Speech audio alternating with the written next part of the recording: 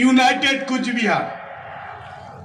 আজকের এই meeting United Cooch Behar, যেমন গোটা ভারতবর্ষ জুড়ে ইউনাইটেড ইন্ডিয়া, আমাদের ইউনাইটেড কুচবিহার। এটা আমরা দেখিয়ে দিতে চাই 2024-এ কুচবিহার জেলার শেষ কথা তৃণমূল কংগ্রেস বলবে, কোনো বিজেপি, কোনো বামফ্রন্ট, কোনো কংগ্রেস নয়। আমাদের বিরুদ্ধে অনেক কথা বলে। এখানে সাংবাদিক বন্ধুরা আছেন, ফলাও করে কার বিরুদ্ধে কি লেখার জন্য তারা ব্যস্ত হন। অথচ সারা বছর ধরে তৃণমূল কংগ্রেসের কর্মীরা মানুষের পাশে থেকে মানুষের জন্য উন্নয়ন করছে, মানুষের পাশে দাঁড়াচ্ছে। একবারও তাদের পাতায় সেটা স্থান পায়নি।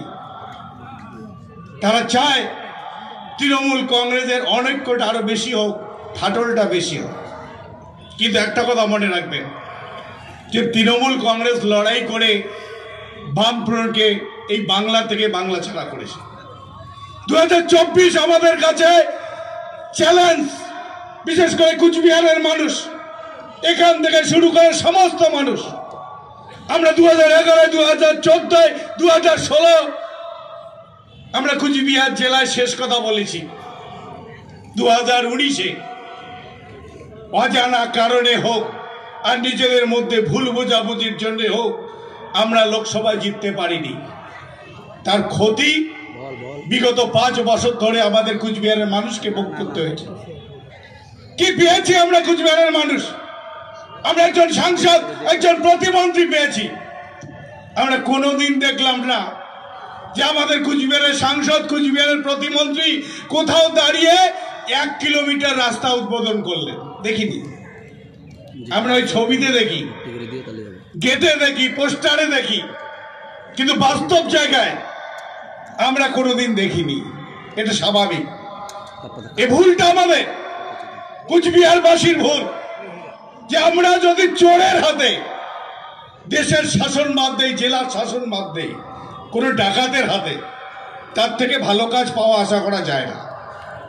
তার থেকে ভালো কাজ আশা করা যায় না। যে গমের চাকিতে টিন বসায় দিয়ে যদি আমরা বলি বাসমতি চাল বের হবে, কোনোদিন হবে না। ওরা আটায় বের হবে, ওখানে আটায় বের হবে। আমরা কুচবিহার জেলার মানুষ 2019-এ যাকে বসিয়েছি তার দ্বারা ব্যাংক ডাকাতি হবে, সোনার দোকানে ডাকাতি হবে, সরকারের অর্থ তছরূপ হবে, সাধারণ মানুষের কাজ হবে। সাধারণ মানুষকে সেটা ভাবতে হবে যে আমাদের জন্য তৃণমূল কংগ্রেস 24টা ঘন্টা সারা বছর ধরে করোনার সময় থেকে শুরু করে সব সময় আপনাদের পাশে দাঁড়ায়। আজকে মমতা ব্যানার্জি এতগুলো প্রকল্প, ওরা 100 দিনের টাকা আটকিয়েছে, ওরা আবাস যোজনার টাকা আটকিয়েছে, ওরা রাস্তা তৈরির টাকা আটকিয়েছে, কিন্তু আমরা থেমে থাকিনি।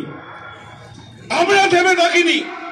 গত 2023-24 আর্থিক বছরে আমরা পশ্চিমবঙ্গ সরকারের 3000 কোটি টাকা বরাদ্দ করেছি রাস্তা নির্মাণের জন্য। আপনাদের প্রত্যেকটা এলাকায় এলাকায় পথশ্রী, রাস্তাশ্রী প্রকল্পের কাজ প্রায় শেষের দিকে। আরো নতুন কাজ আমরা শুরু করেছি। আমরা বন্ধ করিনি আমাদের উন্নয়ন। আজকে লক্ষ্মীর ভান্ডার, আজকে বার্ধক্য ভাতা, বিধবা ভাতা, আমাদের নেতা অভিষেক ব্যানার্জি ঘোষণা করেছেন 1 জানুয়ারি থেকে যত লোক দুয়ারে সরকারের মধ্যে আবেদন করবেন প্রত্যেককেই বার্ধক্য ভাতা দেওয়া হবে। শুধু শিডিউল কাস্ট আর শিডিউল ট্রাইব না, সবাই মায়েরা সবাই লক্ষ্মীর ভান্ডার পাবে। কিন্তু তারপরেও ভোট আসলে কোথায় যেন আমরা ভুলে যাই, কোথায় যেন আমরা ভুলে যাই যে বিজেপি মানে হিন্দু মানুষের কোথায় যেন একটা মনের মধ্যে আন্দোলন শুরু হয়। আমি বলবো যে যারা এখানে হিন্দুরা আছেন, আমি মুসলমানদের কথা বাদ দিলাম, এই 5 বছরে, এই 10 বছর ধরে বিজেপি কোন হিন্দু মানুষের জন্য আলাদাভাবে কোনো ব্যবস্থা গ্রহণ করেছে? করেনি। হাসি পায় দেখলে সারের দোকানে বড় বড় গেট করা আছে, প্রধানমন্ত্রীর ছবি, কিষাণ সমৃদ্ধি যোজনা, কিষাণ সমৃদ্ধি যোজনার নামে গেট, আর সেখানে কিষাণের গলা টিপে 1 বস্তা সুপার ফসফেটের দাম 700 থেকে 800 টাকা নেওয়া হচ্ছে। এটার নাম কিষাণ সমৃদ্ধি। আমাদের কুচবিহার জেলার মানুষ, দিনহাটা মহকুমার মানুষ, প্রত্যেকটা মানুষ তামাক চাষ করেন। আজকে সুপার ফসফেট, ইউরিয়া, সুফলা, 10-26 প্রত্যেকটা সারের দাম 2014 যা ছিল আজকে তার 3 গুণ 4 গুণ। কই কথা তো বিজেপি বলছে না, একথা বিজেপি বলছে না। মুসলমানদের জন্য আলাদা দাম, হিন্দুদের জন্য আলাদা দাম। কেউ বলতে পারবে? কোনো হিন্দু ভাইরা যারা বিজেপি করেন, মাইকের আওয়াজ যতদূর যাচ্ছে যে সারের দোকানে লেখা আছে যে হিন্দু নিলে সুপার ফসফেট সার 400 আর মুসলমান নিলে 700। কোথাও নেই, কোথাও নেই দ্রব্য মূল্য। হিন্দু মুসলমান সবাইকে সমানভাবে তার দায়ভার বহন করতে হচ্ছে। তাহলে আমরা কি পেয়েছি বিজেপির কাছ থেকে? কি হিন্দুত্বের কথা আর কি বলবে? 10 বছর ধরে ক্ষমতায় ছিল, আর মানুষকে কি বলবে? এটা তো নয় যে আমরা এই প্রথম ভোটে দাঁড়াইছি, আমাদের ভোট দাও, আমরা ভোটে জিতলে তোমাদের জন্য এই করবো। অনেক স্কিম বলেছে, 2014 বলেছে, 2019-এ বলেছে, 2021-এ বলেছে। শুধুমাত্র মিথ্যা মিথ্যা মিথ্যা, মিথ্যার প্রতিশ্রুতি, মিথ্যার ফুলঝুরি। এই মিথ্যাকে রোধ করতে হবে, এই মিথ্যাকে উৎখাত করতে হবে।